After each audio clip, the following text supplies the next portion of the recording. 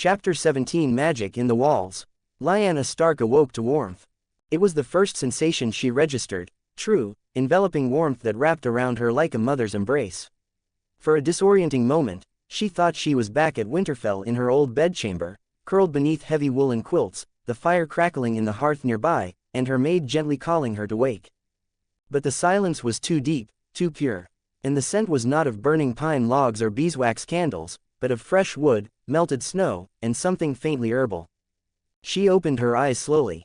The ceiling above her was smooth and dark, made of polished wood planks that gleamed faintly in the morning light.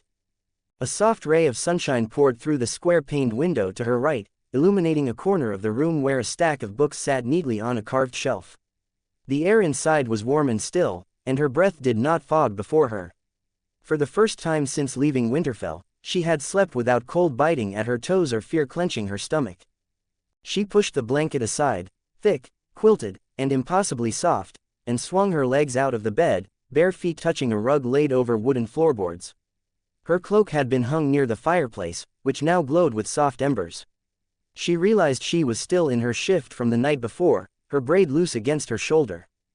Then it all came rushing back, the flight with Winter, the snowy expanse of the land beyond the wall, the Antler River, and Harry. Harry. She stood and walked to the doorway, rubbing her eyes. The cabin was not large, but it was beautifully crafted. 2 beds sat on either side of the room, each neatly made. Between them, a small wooden table stood with 2 chairs tucked beneath it. Pots and pans hung above a counter where a basin rested, beside a small cabinet that held simple dishes. Near the hearth, a kettle steamed gently, and the scent of something savory reached her nose. "Morning," came a voice from the far side of the room. She turned. Harry was crouched near a small wood-burning stove, stirring a pot with a wooden spoon. He was dressed in a dark green tunic and warm trousers, his cloak draped over the chair beside him. His hair was tousled from the wind and sleep, but his expression was content. Lyanna blinked. "Where? How?" He grinned. "You like it?" She turned around slowly, still in awe. "You made this with magic?" "Mostly," he said, standing and ladling something from the pot into 2 bowls. "I used lot of transfiguration and conjuration. It lasts for about 2 weeks before the structure begins to fade. But it's stable, safe, and more importantly, warm. You made this last night, when I was sleeping." "With the help of magic, yes. Still had to gather wood and snow-proof the corners. And I enchanted the hearth so it keeps the temperature stable inside." Lyanna walked to the table and sat, still staring around. It's like something out of a dream." He handed her a bowl. "Try this. Stew with beans, wild carrots, and salted pork." She accepted it gratefully and took a bite. Her eyes widened at the flavor. "If I had met you before all this mess, I would have begged Father to make you my personal cook." "I'd rather not," he said with a laugh. "Too many rules. Besides, I don't cook for money, I cook for myself." She looked down at the bowl, then back around the room. "You even made beds. Real beds. I don't remember the last time I slept so well." "You were drooling slightly," Harry teased, sipping from his own bowl. She shot him a glare. "I was not. You were." She rolled her eyes, though a smile tugged at her lips. "You're impossible. And you're difficult, but we seem to manage." They ate in silence for a time, broken only by the occasional crackle from the fire. The peace was welcome, the kind that rarely existed in her old life, before secret meetings, fleeing her home, and being nearly assaulted in the wilderness. When the bowls were empty, Lyanna placed hers on the counter and turned toward him again. "You said this house won't last long." Harry nodded, leaning back against the chair. "A week, maybe 2. That's the limit for most conjured structures. The magic begins to unravel after that. And after that, I'll build a real cottage. Stone, timber, insulation. Maybe even some glass windows if I can melt the sand nearby and transfigure it. It'll take longer, but I want something that lasts. For us, and for the people who'll come after." She crossed her arms and looked at him curiously. "You think there will be others?" "There always are," Harry said. "Wanderers, lost ones, families seeking shelter, people who don't fit in with the clans. If we build something strong here, a real settlement, others will find their way to it. And we'll call it Narnia," she said softly. He smiled again. "Yes, a land of snow, wonder, and prosperity." Lyanna walked to the window, brushing the frost away with her sleeve. Outside, the dragon lay curled near a ridge, snow already beginning to dust its pale scales again. Winter lifted his head slowly, glancing toward the cabin as if he could sense her gaze. She quickly stepped back. He still terrifies me. He's more bark than bite, Harry said. Unless you're a mammoth. She turned toward him, voice quieter now. And me, why do you keep protecting me? You don't even know me. Harry stood. Maybe I don't need to. Maybe I just know you're someone worth protecting. She looked away, her fingers brushing the edge of the table. I'm not the girl from the songs, Harry. I'm not a princess locked in a tower. I'm the girl who ran away. The girl carrying a bastard. Then you're brave, he said simply. Silence settled again. She finally looked up. What if we do build this place? What if it becomes real, permanent? Will you stay? Yes, Harry said, without hesitation. This isn't just a hiding place, Lyanna. It's a beginning. And somehow, Lyanna believed him. Lyanna Stark had never seen a man levitate a boulder before, let alone 5. Yet every day since Harry had begun working on their future cottage, she had watched, often from the comfort of her conjured chair near the cabin, as he waved his hand or wand and summoned massive stones from the forest's edge or riverbank, guiding them through the air like they weighed no more than feathers. They would float and hover in the air with a hum, and with a flick of his fingers, the boulders would gently settle into place with precision and grace that no mason could replicate. It was mesmerizing. More so was the man himself. Harry was shirtless that day, his tunic discarded in favor of cooling off from the work. His back glistened with sweat beneath the pale sunlight, muscles shifting with each movement as he walked across the rising stone foundation. He wiped his brow with a rag and then raised his hand again, guiding a fresh tree trunk, recently felled and stripped of its bark, into position. Lyanna tried not to stare. She failed, miserably. It must be the pregnancy, she told herself. That's what it was. Hormones. Wild, unpredictable, treacherous hormones. But it didn't help that Harry was so calm, so capable, so unlike the men she had grown up around. She had known lords and knights her whole life, men full of bravado and sharp tongues, adorned in fine silks or heavy armor. Men like Robert, whose affections came in the form of bold declarations and loud laughter. But Harry, he wasn't loud. He didn't boast. He built, he planned, he cooked, God's help her, better than any castle chef she'd ever known. And he listened, truly listened when she spoke. And when he sparred with his enchanted dummies, armored log men that moved, swung, and even insulted him in crude, magically infused voices, she found herself laughing out loud. Swing like that again, and you'll drop your own blade, you half-witted goat. One dummy had bellowed just that morning. Harry rolled his eyes and jabbed it through the belly with a clean strike. Better, he asked, marginally. Still wouldn't scare a crippled badger, the dummy replied. Lyanna had nearly choked on her breakfast.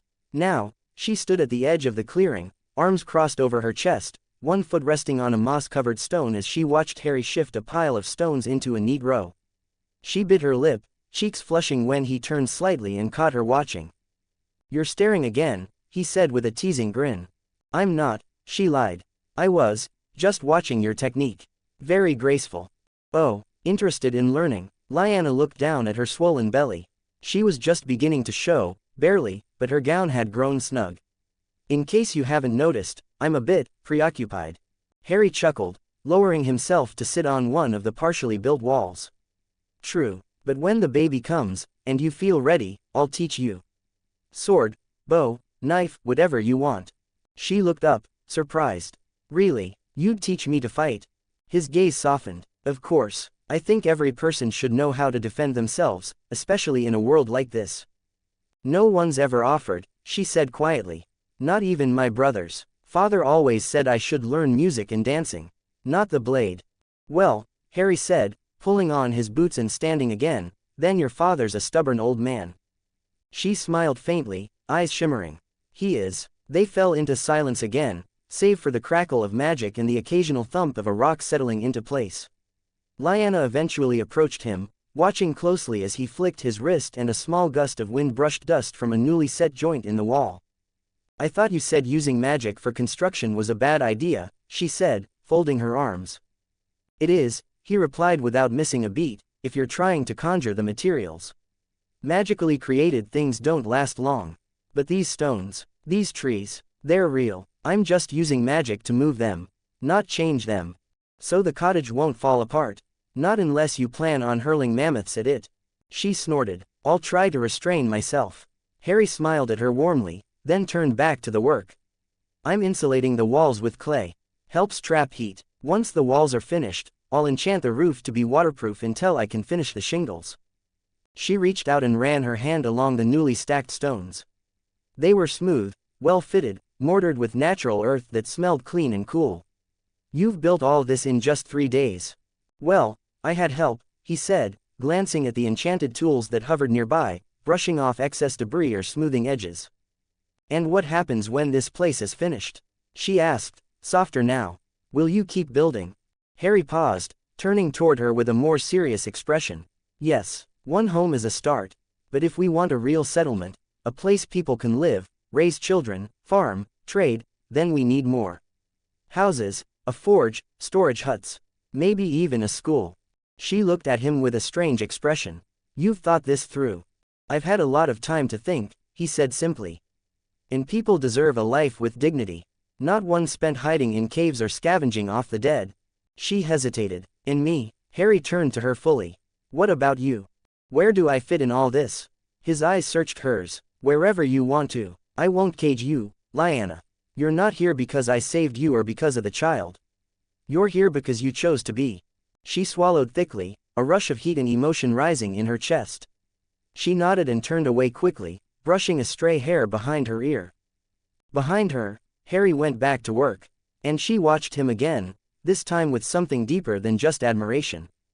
She was no longer just a runaway lady. She was a woman standing at the beginning of something new. A foundation being laid, not just of stone, but of trust, of purpose. And maybe, just maybe, of love. Chapter 18 Building Together.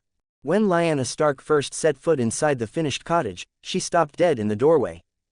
Gods, she whispered, unable to help herself. It was not a simple cabin, not really.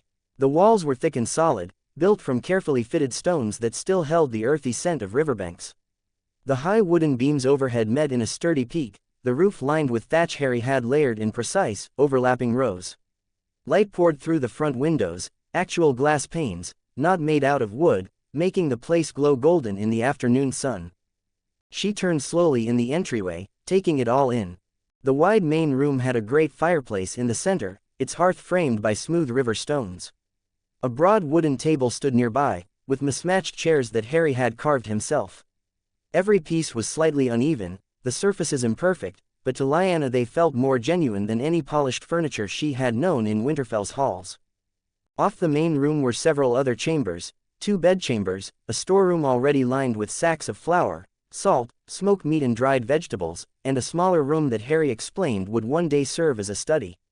There was even a trapdoor leading down into a cool, dark cellar lined with stone shelves. She climbed back up, brushing dust off her skirts, and met Harry standing in the doorway, arms folded, watching her reaction.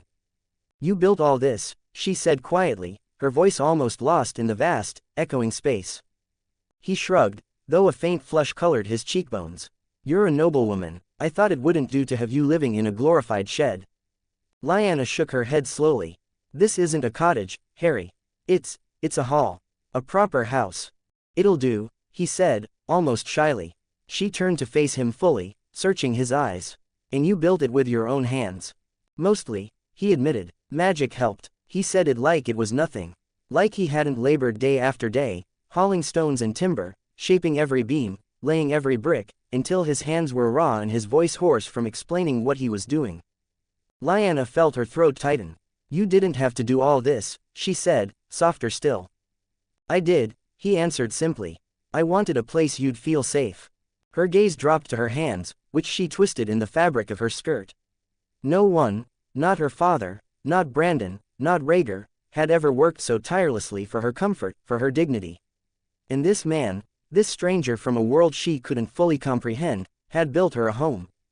When she looked up again, Harry was watching her carefully, as though worried he had overstepped. She swallowed hard, summoning a shaky smile.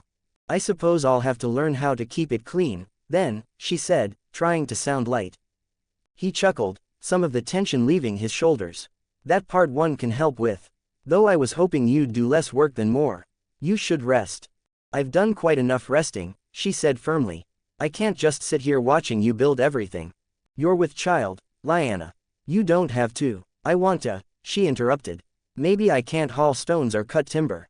But I can learn to cook, and I can tend the hearth. You can't be expected to build a settlement and feed us both single-handedly. He looked at her for a long moment, then nodded. All right, we'll do it together. The next morning, Lyanna woke to the sound of hammering outside. She dressed quickly and stepped into the cold dawn, wrapping a fur cloak around her shoulders. Winter lay curled nearby, his white body blending so perfectly with the snowy slope that she nearly missed him.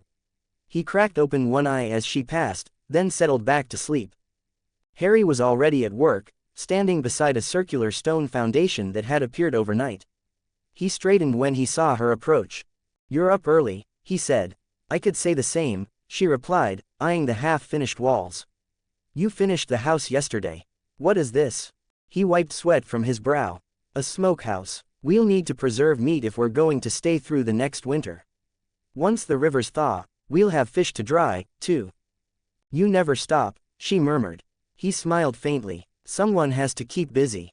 And what would you have me do while you build another house? Whatever you like, she hesitated. I'd like to help. He tilted his head, studying her. You mean that? I do, she said. I may not know how to build anything, but I can learn to cook. I can keep the hearth. She looked away, voice lower. I can be useful. You're already useful, he said gently. But if you want to learn, I'd be glad to teach you. That day, Harry taught her to start a fire from nothing but flint and steel. She nearly took her own eyebrows off 3 times before she managed a proper spark. Don't laugh, she scolded as he covered his grin with one hand. I wouldn't dream of it, he said solemnly, though his eyes were bright with amusement. He showed her how to gut and clean a rabbit, how to slice vegetables without losing the tip of her finger, and how to boil water without scorching the bottom of the pot. Lyanna listened carefully, determined not to embarrass herself further. In the evenings, she practiced kneading dough and spicing stews while Harry worked outside. She heard the rhythmic thunk of his axe and the creak of ropes as he raised beams into place. When she peeked out the window, she saw him laboring by lamplight, sleeves rolled to his elbows, hair damp with snow and sweat. Something warm and unsettling curled in her belly.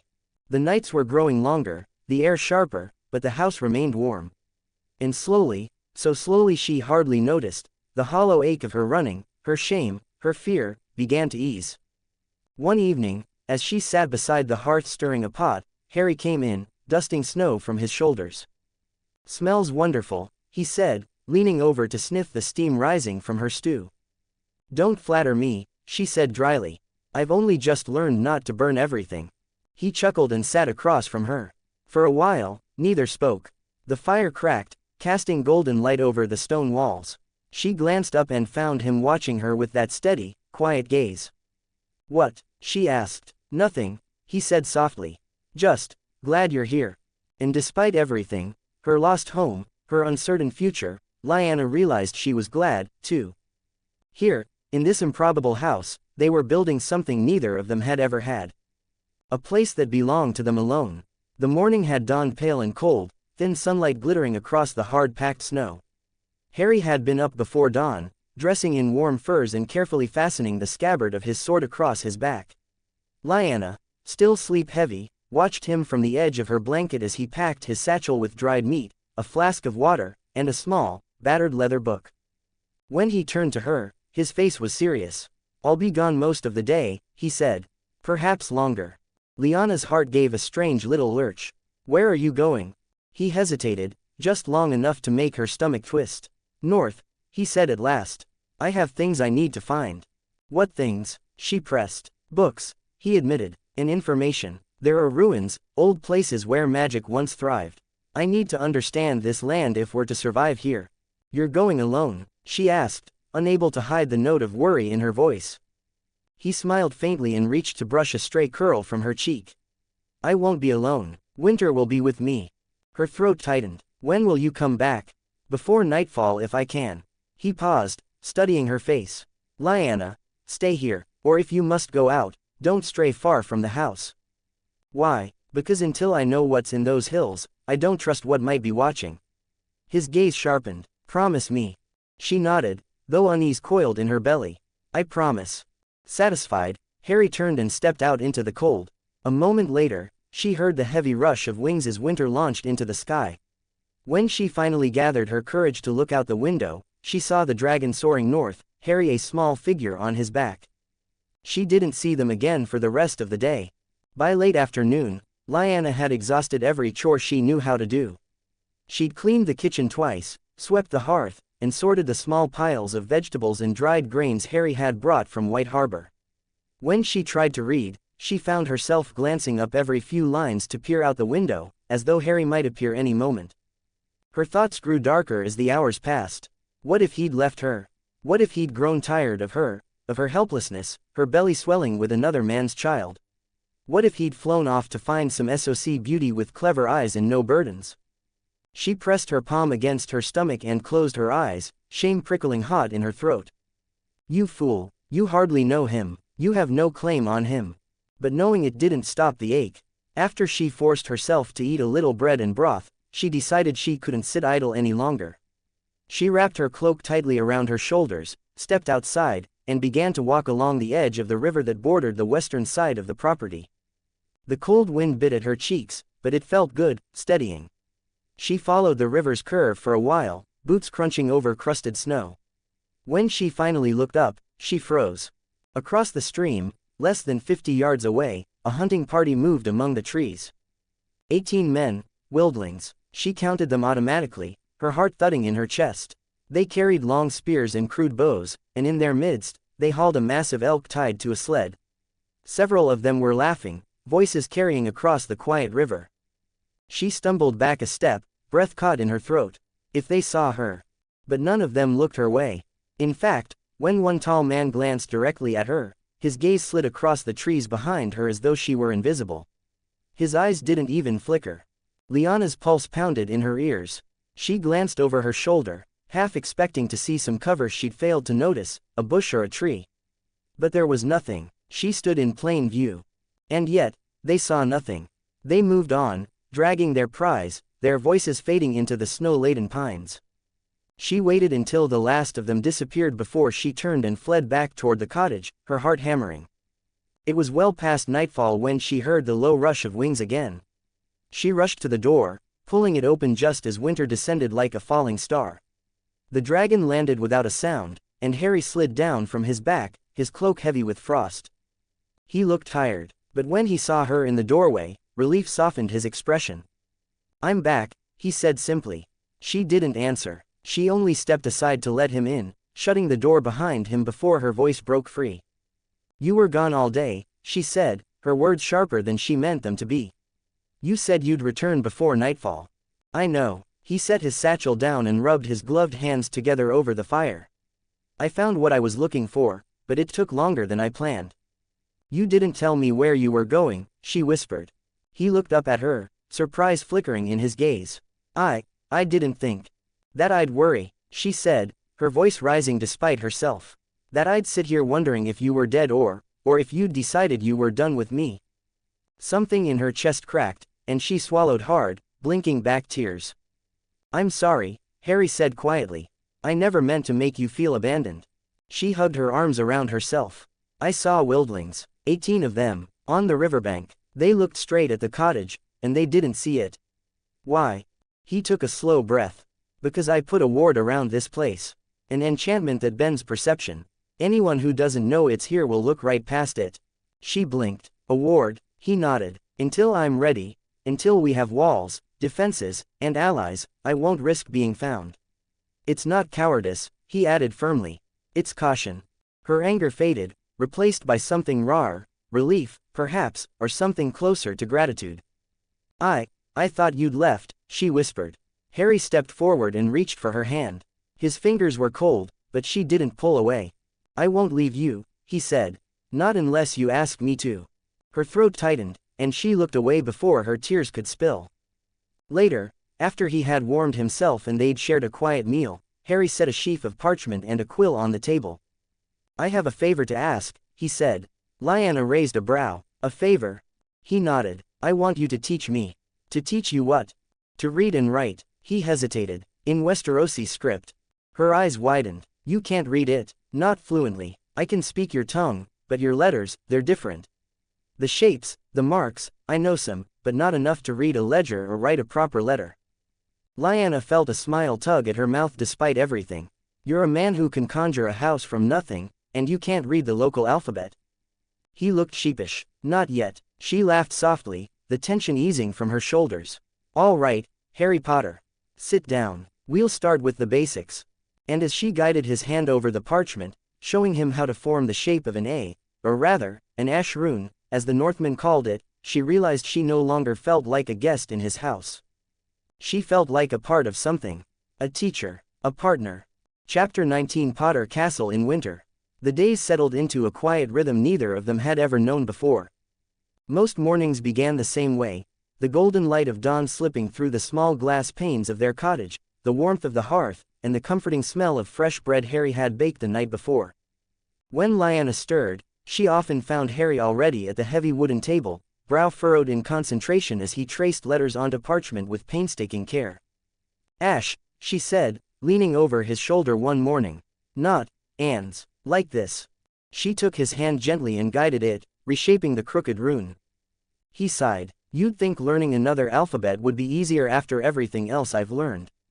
You'd think, she teased, brushing her hair behind her ear. But you have the handwriting of a drunk chicken. His mouth twitched. You wound me. Lyanna hid her smile and settled in the chair beside him. From the beginning again. When the weather was clear and the sun hung high over the snow-laden trees, they took breaks from lessons. Harry would head out to build. The single cottage had become just the beginning. First, there had been the smokehouse, a squat round building lined inside with hooks for drying fish and curing meat. Then came a shed for storing tools, a small granary for the sacks of grain Harry had traded in White Harbor, and finally, something Lyanna could only describe as a miniature fortress. It had a thick wooden outer wall, high enough to deter any prowling beasts, and 4 sturdy corner posts reinforced with stone. There was no gate yet, just a simple rope to lift and lower a plank across the entrance. When she asked Harry why he was making it so strong, he simply said, because someday, others may come, and they'll need protection. And when she pressed her palm to the wall, she thought, it already feels like a place meant to last. One afternoon, as she stood in the little stockyard they'd fenced in behind the smokehouse, she found herself laughing aloud. 3 sheep had escaped through the gap Harry had forgotten to mend, and now they were trotting merrily around the clearing, their little hooves kicking up puffs of snow. Harry, she called, nearly breathless. They're out again. From behind the new granary, Harry poked his head around the corner. His hair was windblown, and he had a smear of clay on his cheek. Damn it, he muttered, setting aside his hammer. I thought I fixed that gap. He jogged over, grabbing a small lamb as it tried to slip past him. It bleated in protest. Lyanna caught another one and cradled it in her arms, her cheeks flushed from cold and laughter. This is your fault, she said accusingly. My fault? You said you knew how to build a fence. I built a fence, he said, deadpan. I didn't say it was a good fence. She snorted and pressed her face into the lamb's wool to hide her grin. After they corralled the flock back inside, Lyanna sat down on the small milking stool inside. One of the ewes ambled over and nudged her shoulder. She scratched its ears absently, feeling a little glow of contentment. I never thought I'd end up here, she murmured. Harry glanced over, wiping his hands on a rag. Do you regret it?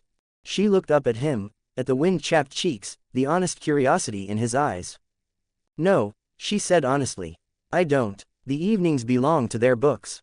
Harry had amassed a small library in White Harbor, and now the shelves in the main room were lined with leather spines, treatises on Westerosi history, tattered volumes of Valyrian poetry, ledgers from merchant captains, even an herbal compendium. And in those quiet hours, Lyanna would sit beside him, one hand resting protectively over her growing belly, and help him sound out the looping letters of Valyrian. Vezov Jin Azantes, she recited one night, tapping the line with her finger. Harry frowned. Vezov, Jin, Azantes. What does that mean? He is an honorable knight. He snorted. Doubt anyone would call me that. You saved me from wildlings, she reminded him. That counts for something. He glanced at her, something unspoken in his expression. You saved yourself, Lyanna. I only helped. Harry's fishing expeditions became another part of their routine. One morning, when she followed him down to the river, she watched in astonishment as he cast a simple handline into the water, then waited patiently until he felt the tug. "You've done this before," she said skeptically. "Never," he admitted cheerfully. "But I figured, the fish here have never met a proper fisherman either. So it balances out." She threw her head back and laughed, startling a pair of crows from the trees. But by midday, he had filled 2 baskets with fat silver fish. That night, she cleaned them while he salted and packed the rest for smoking. When she finally tasted the fresh roasted fillet with a sprinkle of salt and lemon, she thought no banquet in any lord's hall could compare. Soon the little settlement had taken on a rhythm as natural as breathing. There was always something to do: fish to clean, firewood to stack, walls to mend.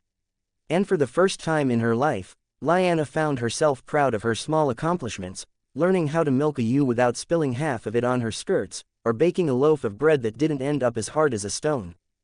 In the quiet of evening, she sometimes sat on the threshold of the main hall. Harry insisted on calling it Potter Castle, and looked out at the snowy wilderness. Winter would be curled at the edge of the clearing, his massive body blending with the drifts. And beside her, Harry would be scribbling letters, lips moving as he practiced Westerosi script under her watchful eye. "Ash," she corrected gently. He grimaced. "Again." "Again," she insisted. He sighed, but there was a smile hidden in it.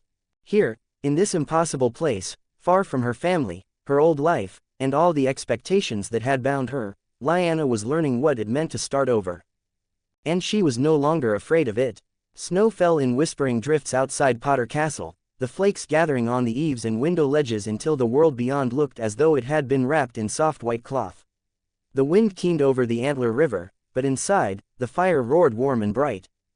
Lyanna sat cross-legged on the floor near the hearth, absently darning a tear in one of Harry's woolen cloaks.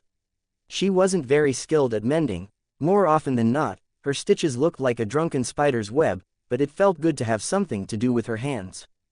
Harry was across the room at the long table, poring over an old leather-bound book with yellowed pages so thin they looked ready to crumble. His brows were drawn in concentration, a lock of dark hair falling over his forehead. From time to time, his lips moved as he silently sounded out a word. She watched him for a while, feeling the warmth of the fire seep into her bones. Watching him had become a quiet habit, one she tried not to think too hard about. After a long silence, she set the mending aside. "Harry," she said softly. He looked up, blinking as though waking from a trance. "Yes." "Will you tell me," she asked, "about you?" He frowned faintly. "I told you, I'm from the east. Across the narrow sea." "You're lying." His eyes met hers, startled. "You're kind," she went on, voice quiet but certain. "But you're not a very good liar." He sighed and rubbed his thumb along the book's spine. "Lyanna, I've told you everything," she said, her voice tightening. "About Rhaegar, about my brothers, about what I've done and what I've lost. You know all my secrets, and I don't even know who you are." The words hung between them, raw and honest. For a long moment, Harry didn't move. Then he closed the book and set it aside. He drew in a slow breath, like a man gathering courage. "All right," he said at last. "I'll tell you." Lyanna swallowed and waited, heart beating fast. Harry shifted in his chair, folding his hands on the table. He looked at the fire, not at her. "I'm not from Essos," he began. "I'm not from any land you've heard of. I come from somewhere else entirely. A different world." She stared at him, waiting for the jest, the grin that would say he was teasing. But none came. "A world," she echoed. He nodded once. "Where I come from, magic and technology exist together. We have great cities, towers of glass and steel, and magic schools, where children are taught to use their gifts. Where a woman can become a warrior, or a leader, or anything she wants." Lyanna pressed a hand to her mouth. Her chest felt tight, like her ribs were squeezing her heart. "And, you left it," she whispered. He looked up finally, his green eyes solemn in the firelight. "I didn't have a choice. I lost everything, my family, my godfather, my home. I was trying to hunt something important. And I ended up here." For a moment, neither of them spoke. The fire crackled between them, throwing shifting shadows on the stone walls. "It sounds like a dream," she said hoarsely. "It wasn't always," he murmured. "There was darkness there, too." She drew in a shaky breath. "And your godfather. You said that word before. What does it mean?" Harry's mouth twitched. "A godfather is someone chosen to watch over you, To protect you if your parents can't. Oh, she paused. And you had one. Yes. His gaze turned distant. His name was Sirius Black. He was everything to me after my parents were killed. Lyanna felt her heart ache at the quiet grief in his voice. He was the one who taught me what family really meant, Harry continued softly. He disappeared in my world. I thought he died, but when I came here, I found proof that he'd been here before me. Her brows drew together. Proof. Harry hesitated, then reached for his pack. From it, he pulled a folded scrap of parchment, yellowed and stained with age. He opened it carefully and set it on the table. She leaned closer. Etched in a neat hand across the top were the words, "I solemnly swear I am up to no good." Below it were 3 names, Prongs, Padfoot, and Mooney. My godfather was Padfoot, Harry said quietly. And in your histories, you call him Brandon the Builder. Lyanna stared at him, her mouth falling open. No, that's not possible. Brandon Stark built Winterfell 8,000 years ago. He looked up at her, and she knew in that instant he was telling the truth. There was no jest in his eyes. Only quiet certainty. I don't expect you to believe me, he said. But it's why I decided to protect you. The family he left behind. She pressed her hand to her belly, feeling the child stir faintly within her. I do believe you, she whispered. His gaze softened. Why? Because you've never lied to me, she said simply. And because, none of this, she gestured around at the warm house, the stacked books, the flickering fire, none of this feels like a lie. He looked down, his fingers brushing the edge of the parchment. I want you to understand, Lyanna. If you stay with me, you'll be part of something bigger than either of us. I don't know what this land will ask of me yet, or what I'll have to do. She rose and walked to him, her hand trembling as she rested it over his. I was never meant to be ordinary, she said softly. Neither were you. He looked up, and their eyes met, 2 strangers from different worlds, and yet no longer strangers at all. A long moment passed, then she drew in a steadying breath and forced a wobbly smile. Well, she murmured, since you're learning our letters, I suppose I should also learn to read your letters properly. His mouth quirked. You don't have to, because I have only few books and they are magical books and they won't be any useful to you. Of course, she said, her voice catching on a laugh. Harry reached up and brushed a strand of hair from her cheek. Thank you, he said quietly. For what? For believing me. And though the snow still fell and the wind still howled beyond their walls, Lyanna felt something settle in her heart, something that felt, for the first time in a long while, like hope. Chapter 20 The Dragon's Lair. Snow fell in a steady hush across the clearing, blanketing the rooftops of Potter Castle in clean white drifts. From the high wooden palisade Harry had built, the wilderness stretched in all directions, endless trees, distant mountains, and the glimmer of the frozen Antler River. Inside the main hall, Harry crouched beside the hearth, unrolling a large piece of parchment covered in lines and sketched runes. Lyanna watched him from the table, where she was carefully copying Valyrian words onto a scrap of hide. You've been studying that for 2 days, she said, lifting her gaze. What are you planning now? He tapped the parchment with his charcoal stick. A home for Winter. She blinked. Winter already has a home. He sleeps by the woods. He deserves better than that, Harry said firmly. He's too exposed. Sooner or later, someone will see him. And he deserves a place as safe as ours. Lyanna folded her arms. You mean to build him a house? Not a house. A proper lair. She couldn't help it, she laughed. A lair. You sound like some villain from a bard's tale. He glanced up, the corner of his mouth quirking. If it keeps him safe, I don't mind sounding like a villain. For the next several days, Harry scouted the land around Potter Castle, sometimes taking Winter aloft to look for any natural caves that might suit. But every crag he found was either too shallow, too exposed, or too narrow to hold a creature the size of a small ship. At last, he came back one afternoon with snow on his shoulders and determination burning in his eyes. I'll make one, he announced. Lyanna straightened from the drying rack where she was hanging fresh fish. Make a cave. Yes. He began pulling on his thick traveling cloak. I'll hollow the earth myself. If there isn't a place fit for him, I'll create one. She watched him strap on his sword, though she doubted he'd need it to battle bedrock, and felt something warm flicker in her chest. You never do anything by halves, she said quietly. He paused, turning back to look at her. Neither do you. The site he chose lay half a mile from the castle, a low rise of granite that jutted up from the snow like the spine of some ancient beast. Winter liked it immediately. He circled overhead in slow, curious loops, his pale wings blending almost perfectly with the sky. "Go on," Harry called up. "Have a look." Winter gave a soft, rumbling trill before settling atop the rise, tail coiling down the slope. Harry planted his feet at the base of the granite outcrop and closed his eyes. He could feel the weight of the rock pressing down into the frozen soil, the solidity of it. He drew in a slow breath, raising both hands. Excavo. The air rippled around him. Snow fountained upward in slow motion, like water disturbed by a stone. Lyanna, standing safely back, shielded her face with her cloak as the wind stirred her hair. Stone cracked and shivered. A deep, hollow groan filled the air as the front face of the rise sank inward. Harry opened his eyes. A black opening yawned before him, tall enough for Winter to enter, wide enough for him to spread his wings. Lyanna's jaw dropped. That's enormous. It has to be." Harry stepped inside, his voice echoing. "But this is only the start." For 3 days, he worked. He hauled boulders by magic, stacking them along the walls to strengthen the cave's frame. He smoothed the floors, carving a gentle slope down to a wide resting chamber. Inside, he conjured layers of insulation, thick mats of woven reeds covered with enchanted furs that radiated gentle heat. High in the vaulted ceiling, he left narrow vents for fresh air. Lyanna came each morning to watch. At first, she stood uncertainly near the entrance, but by the second day she perched on a nearby boulder with a basket of smoked fish, passing him bites as he worked. "I can't imagine any creature having a finer den," she told him as he etched a final rune above the entry arch.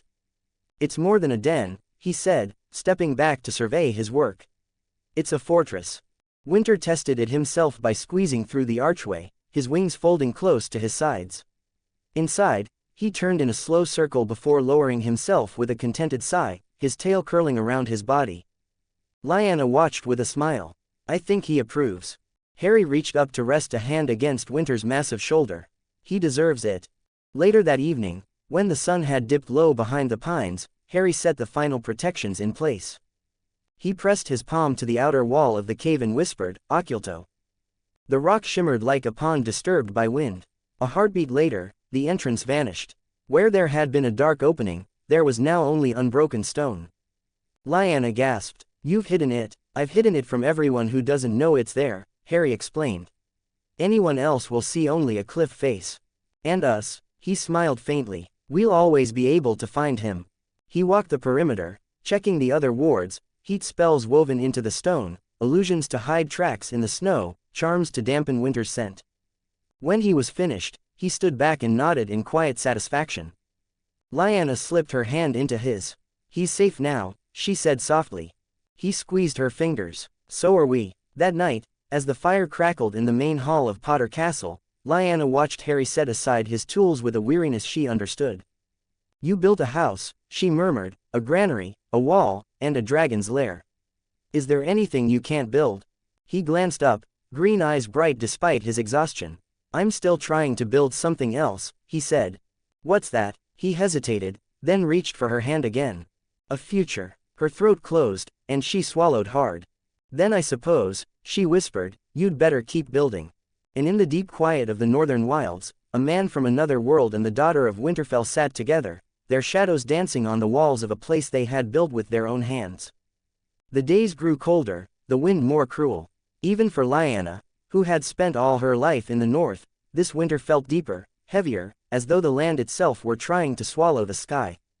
By then, Potter Castle stood proudly by the frozen Antler River, no longer hidden by Harry's magic. The first time the wards had faded, Lyanna had stepped out onto the front steps and drawn in a sharp breath. It was strange, after all the months of secrecy, to see their home so plainly visible. The walls of stone and wood, the wide yard where the sheep drifted like woolly clouds, the rising smoke from the chimney.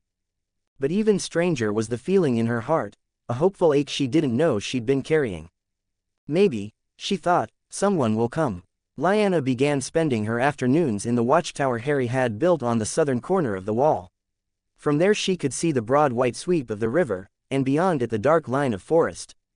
Some days she thought she could almost glimpse the faraway shape of Winter resting atop his hidden cave, his massive form blending so perfectly with the snow that she had to look twice to be sure. And then, finally, one morning she saw them. A hunting party. 18 wildlings trudging across the river in single file, their spears held high. A handful pulled a sled loaded with what looked like a freshly killed elk. They were bundled so heavily in furs that she could barely see their faces, but when they looked up and spotted the castle, she knew the moment recognition struck them. They slowed. They pointed. Lyanna's heart leapt. She rushed to the battlement and lifted her hand in a bright wave. "Hello," she called. Her voice rang out across the frozen river. "Hello there." For a long moment, none of them moved. She saw them look at one another, saw their expressions darken. They think it's a sorcerer's keep, she realized. Or worse. Slowly, they began to move again, circling wide around the Antler River. Some of them glanced back over their shoulders, wary, but none came closer. Lyanna lowered her arm, feeling her chest tighten. "They're afraid," she murmured. "Afraid of us." That night, as she sat by the fire, Harry listened as she told him what she had seen.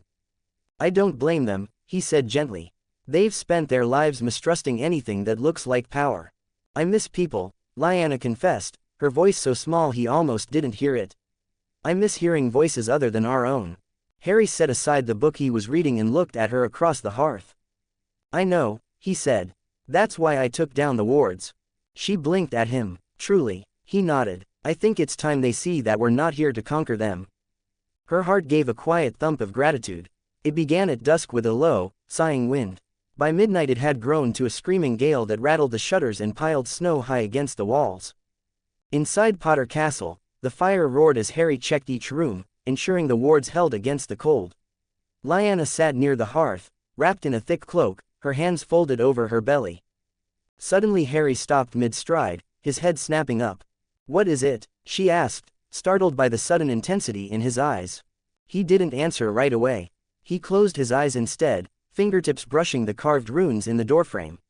For a moment he stood utterly still, as though listening to something only he could hear. Then he opened his eyes and met her gaze. "There's someone at the outer gate," he said quietly. "The gate?" She blinked. "You mean, the main palisade," he confirmed. "They're pounding on it." She swallowed, her heart suddenly racing. "How do you know?" "The wards," he said, voice low. "When they touch the wall, I feel it." He turned toward the door, already shrugging on his heavy cloak. "Harry," she stood quickly, clutching his arm. "Be careful." His eyes softened. "I will." The snow was so thick it felt like walking through a wall of white. Harry crossed the yard to the massive outer gate, a great reinforced door made of black pine logs bound with iron bands. He rested his palm on the cold wood. The wards hummed faintly beneath his skin, a low, thrumming signal that people waited on the other side. With a quiet word, he dispelled just enough of the concealment to let his voice carry through. "Who comes?" he called. The wind nearly swallowed the answer.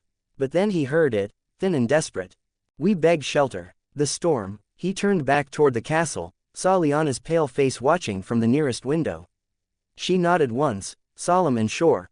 He looked back at the gate. "Wait," he called. "I'm opening it." When the great wooden gate swung open on its groaning hinges, a blast of snow poured into the courtyard. 6 figures stood there first, men and women swathed in ragged furs. Behind them, more huddled in the swirling dark, at least a dozen in all, some clutching crude spears, others carrying bundles over their shoulders. 2 small boys clung to a woman's skirts. Harry stepped forward, his cloak whipping around him. "You're welcome here," he said. "But first, bread and salt." They stared at him, suspicion mingling with exhaustion. He raised his hand slowly. "You know the right. Bread and salt for guest right. No harm to you, no harm to us." Lyanna came up beside him, carrying a wooden trencher piled with dark bread and a small dish of salt.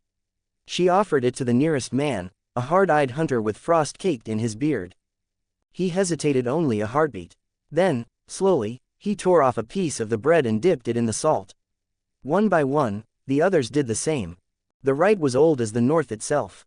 With it, the tension broke like ice underfoot. Harry stepped aside, gesturing them inside the palisade.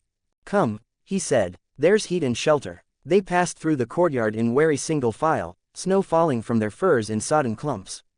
The last of them, a boy no older than 10, stumbled as he crossed the threshold. Lyanna caught his arm and guided him gently past the door. Once inside the main hall, they stood in a silent cluster, looking around in disbelief. The high beams, the crackling hearth, the woven rugs, it was more than any of them had ever known. "You built this," the bearded man rasped, turning to Harry. "With my hands," Harry said simply. "In magic," Lyanna added, her voice soft but proud. The man swallowed, glancing at his shivering companions. Thank you. You can lay your things by the fire," Harry told them. "Rest. No one will turn you out tonight." They did, moving with slow, exhausted purpose. Lyanna went among them with bowls of steaming broth, and Harry laid extra cloaks over the children's shoulders. Hours later, as the storm still howled beyond the thick walls of Potter Castle, Lyanna watched them drift into uneasy sleep, bellies full, faces thawing. She met Harry's gaze across the hall. "I am very happy that I met you," she whispered.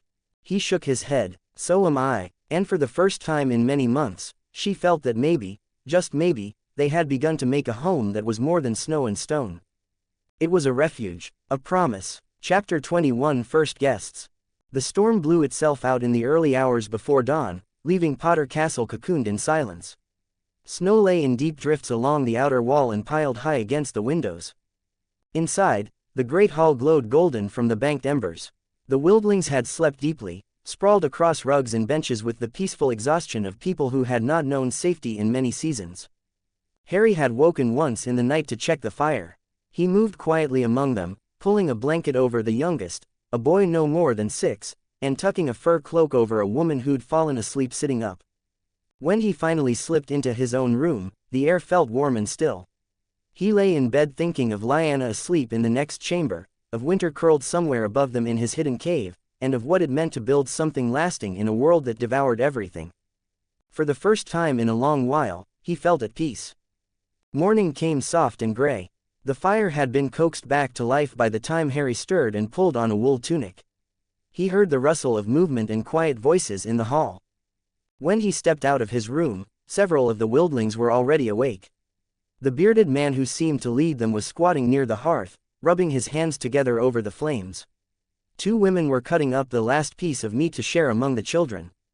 One by one, the others began to sit up, blinking as they remembered where they were. Harry offered them a calm nod. "Good morning." They watched him warily, as though expecting he'd demand something now that the storm had passed. A woman with a long scar across her cheek spoke first. "You have our thanks," she said gruffly. "If not for this place." She trailed off, gesturing helplessly toward the white wilderness beyond the window. "You're welcome," Harry said simply. "No debt owed."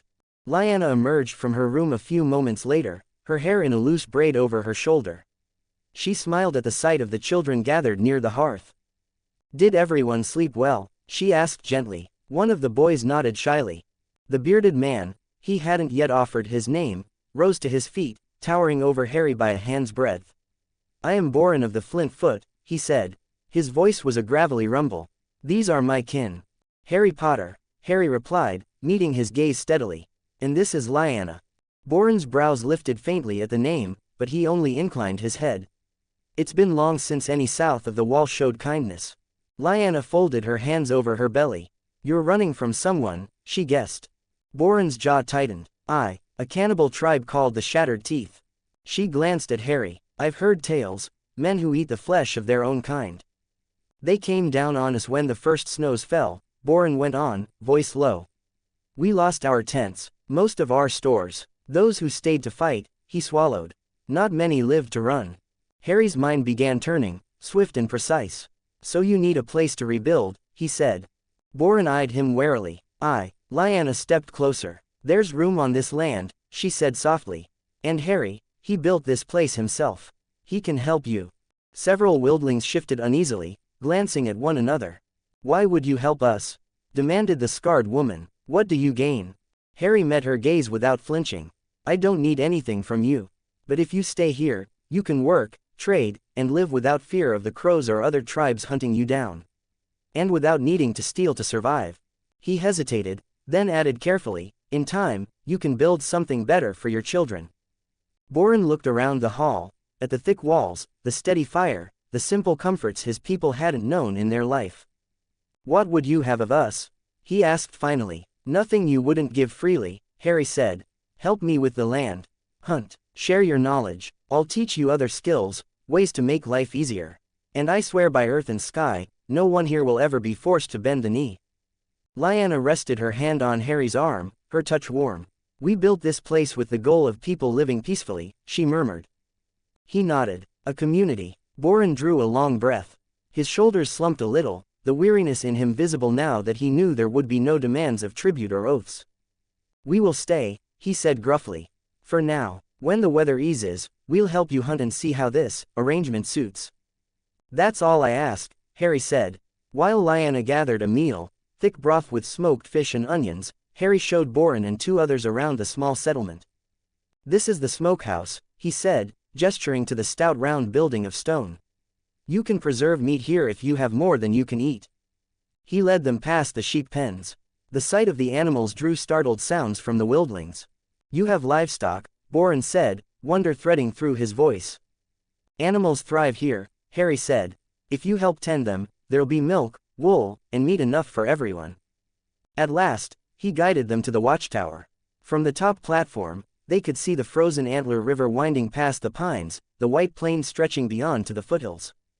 Boren was silent for a long time as he looked out over the land. You could hold this place against 1,000 men, he said quietly. Harry turned his face into the wind. Perhaps, but I'd rather not have to. When they returned to the hall, Lyanna had laid out bread and salt on the table, the old rite renewed. The Flintfoot clan looked from her face to Harry's and slowly approached the offering.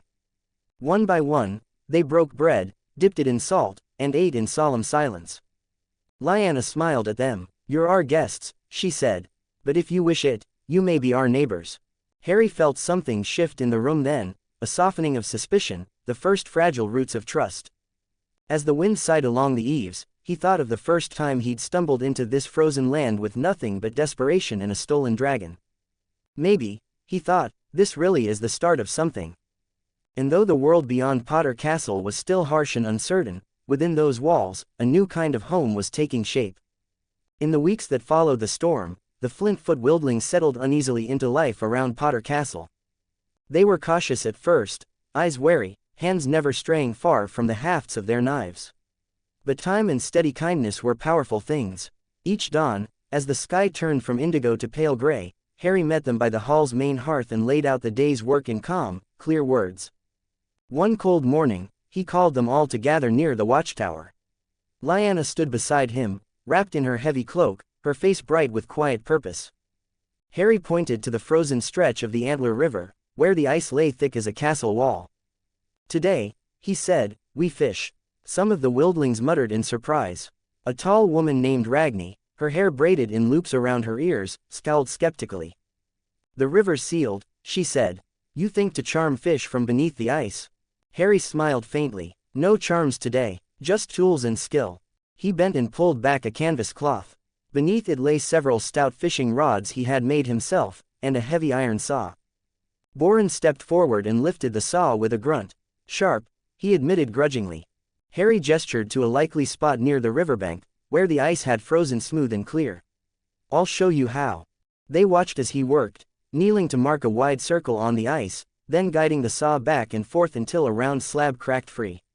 When he levered it aside, dark water gleamed below, steam rising into the cold air. You drop your line, he said simply, and wait. Some of the wildlings looked at each other in doubt. You don't need to believe me, Harry said lightly. You only need to try.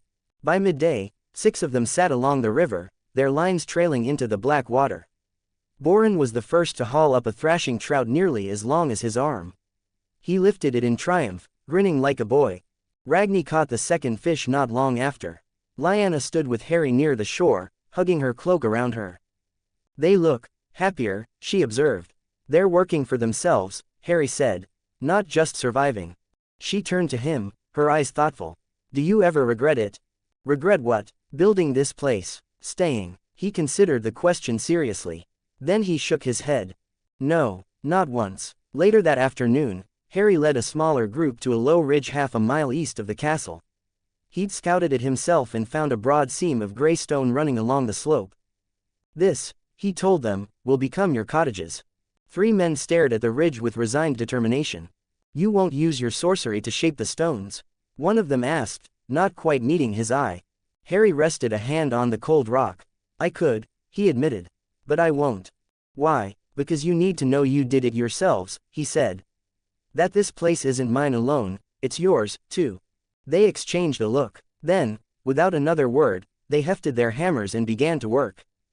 The ringing of stone striking stone echoed through the trees. Each evening, when the work was done, the Flintfoot clan returned to Potter Castle. Harry always met them at the door, guiding the children to the kitchen where Lyanna would be ready with warm broth and thick slices of bread. He kept to his promise. He showed only a little magic, never enough to dazzle or frighten. If a blade dulled too quickly, he discreetly sharpened it. If a blister bled, he quietly healed it with a touch. But the rest, hunting, quarrying, fishing, he left to their own hands. When Lyanna asked why, he looked at her with a steady calm. Because I'm not here to rule them, he said. I'm here to teach them to rule themselves. That first week, Harry assigned the men to work the quarry by day, while some of the women, those who preferred it, gathered brush and firewood or helped mend tools. He noticed the way they watched him when he moved through the hall or knelt to speak gently to the children. They did not know what to make of him, a man who could conjure fire and stone yet spent his evenings mending fishing nets or building wooden cots. Lyanna helped bridge the gap. She sat with the wildling women in the evenings, listening to their stories of the far north, the glaciers and hidden valleys, the white bears and the endless stars. And she shared her own tales, of Winterfell's great hall, of her brother's sword lessons, of her own longing to see something more than gray stone walls. When the children were too restless to sit quietly, Harry set them to simple chores, feeding the sheep, carrying kindling, helping Lyanna knead dough for the next day's bread. By the second week, the children no longer looked at him with fear but with shy curiosity. One night, after the evening meal, Boren lingered by the fire while the others drifted to their borrowed beds. You mean to stay here always? He asked finally. Harry poured him a cup of hot water steeped with dried mint. Yes, he said, as long as this land will have me. Boren sipped in silence. You're not like the Southerners, he said gruffly. Harry studied the man's weathered face. I hope not. Boren nodded, as if that was the only answer he'd expected. Over time, a quiet rhythm settled over Potter Castle. At dawn, the men took up their tools and went to the quarry. The women and older children helped with fishing or tending the sheep. The younger children remained in the hall with Lyanna, who taught them letters with the same patience she'd used for Harry himself. At night, they all returned to warmth and food, 3 meals a day, every day. More than once, Lyanna saw the wonder on their faces as they realized the truth. For the first time in their lives, they were safe. No hunger clawed at their bellies. No rival clan waited in the dark to burn their tents. And she thought, as she watched Harry quietly mend a torn blanket or coax a frightened boy to eat, that perhaps this was what hope looked like, quiet and unassuming, growing like a fire from embers. Chapter 22. A Haven Beyond the Wall. Snow fell in a hush that muffled every footstep, every voice. By midwinter, the land around Potter Castle had transformed into something Harry hadn't fully intended but could no longer ignore, a haven. 4 cabins now stood in a neat arc just beyond the castle's stone wall. Each was built of thick gray stone quarried by the Flintfoot men, their corners mortared carefully under Harry's supervision. But unlike any wildling hut or crude tent, these cabins had details drawn from another world: arched lintels over the doors, smooth floors sealed against the cold, stout fireplaces with polished hearthstones. And each had a marvel the new settlers never tired of remarking upon: a small attached chamber with a tiled floor and a clever pipe that drained waste away from the living space. Like something the Andals might build, Boren said one morning as he showed 3 new arrivals around. But better. Ragni snorted. You just like the privy. I do, Boren said firmly. I'm too old to squat in a drift. Lyanna stood with Harry as they watched the first of the new families carry their belongings into a freshly finished cabin. She folded her arms over her belly, her expression soft. They look so relieved, she murmured. They are, Harry said. They keep calling you the great sorcerer. His mouth pulled into a wry half-smile. That wasn't part of the plan. But you are, she teased. Aren't you? He sighed. That depends on who's asking. In truth, he was no king, no lord. But every few days, another ragged band of wildlings appeared, some sent by word of mouth, others drawn by rumor. One late afternoon, as the sun died behind the ridge, a hunting party trudged up to the main gate carrying a skinny reindeer carcass. At their head was a wiry man with black hair streaked in gray. He stopped when he saw Harry waiting by the palisade. "You the one they call Gryffindor?" the man asked. "That's right," Harry said calmly. "They say you're a sorcerer. That you built this place in a week, with just your hands and your magic." Harry lifted his eyebrows. "Most of it was stonework and sweat. The magic only helps." The man grunted, glancing back at the others. "We heard there was room here. Safe walls, food." "There is," Harry said. "But you should know, if you stay, you'll be asked to help build and tend this place. No raiding, no thieving, we look after each other here." The man rubbed a hand over his bearded chin, thinking. Then he nodded once. "Better than starving in the snow." "Then you're welcome." Over the next days, more came. A pair of sisters with 4 children between them. 2 old men who'd survived a failed trek to the Skirling Pass. A woman with hair white as frost who carried a bundle of dried herbs and asked shyly if she could help tend the sick. Harry tried not to think of himself as their leader, but the truth was harder to deny each time someone knocked at the gate. One evening, Lyanna found him on the watchtower, arms folded over the parapet as he watched the distant flickering lights of cooking fires. "You look troubled," she said, coming to stand beside him. He didn't answer right away. The cold wind tugged her hair loose around her face. "I wanted to help," he said finally. "But I didn't think it would become this." "A home?" she asked softly. "A village," he corrected. "With all the hopes and fears that come with it." She laid her hand over his. "It needed someone to start it." He turned his head to look at her. "I'm no lord." "No," she agreed, "but maybe that's why it works." Inside the hall, the newcomers were gathered near the hearth, bowls of hot stew in their hands. The children were already drowsy, their faces sticky with broth. Boren came up to Harry with a measuring look. "They asked," Boren began, "whether they should offer you tribute." Harry blinked. "Tribute? For letting them stay?" "No." His voice was firm. "No tribute. They'll help build, hunt, and fish. That's enough." Boren grinned, showing the gap in his front teeth. "Told them you'd say so." He clapped Harry on the shoulder and went back to the fire. Over the following weeks, the rhythm of Potter Castle became the rhythm of the settlement. At dawn, men and women took up tools and walked to the quarry. Others checked the traps near the river or fished through holes cut in the ice. Lyanna began organizing the women to tend the sheep, mend clothes, and teach the children their letters in the evenings. And every few days, Harry met with the heads of each little family by the hearth to ask what they needed and how things were faring. One evening, Ragni and Boren waited by the long table, where Harry was sketching a plan for another cabin. "You should name it," Boren said abruptly. Harry looked up. "Name what?" "This place." Ragni nodded. "The castle has a name. But the village doesn't." He sat back in his chair, frowning thoughtfully. "What would you call it?" he asked them. Boren scratched his beard. "Something that means hope." Ragni lifted her chin. "Or something that means free." Harry was quiet a long moment. His gaze drifted to the window, where snow fell in drifting curtains. Then he smiled faintly. "We'll call it Narnia," he said. Lyanna, who had been listening in the doorway, smiled back. By the end of that month, the word had spread up and down the frozen rivers. A sorcerer had raised a stronghold in the land beyond the wall. And there, if you were willing to work, you could find warmth, bread, and peace. For the first time in many lifetimes, something new was being built beyond the wall. It happened so gradually that even Harry barely noticed it at first. The cabins multiplied, 4 became 6, then 8, each built of quarried stone with fireplaces and tiled floors. The land that had once been an empty sweep of snow and pine began to show paths trampled flat by dozens of feet, the outlines of kitchen gardens marked by split rail fences, and the glint of drying fish hung on long wooden racks.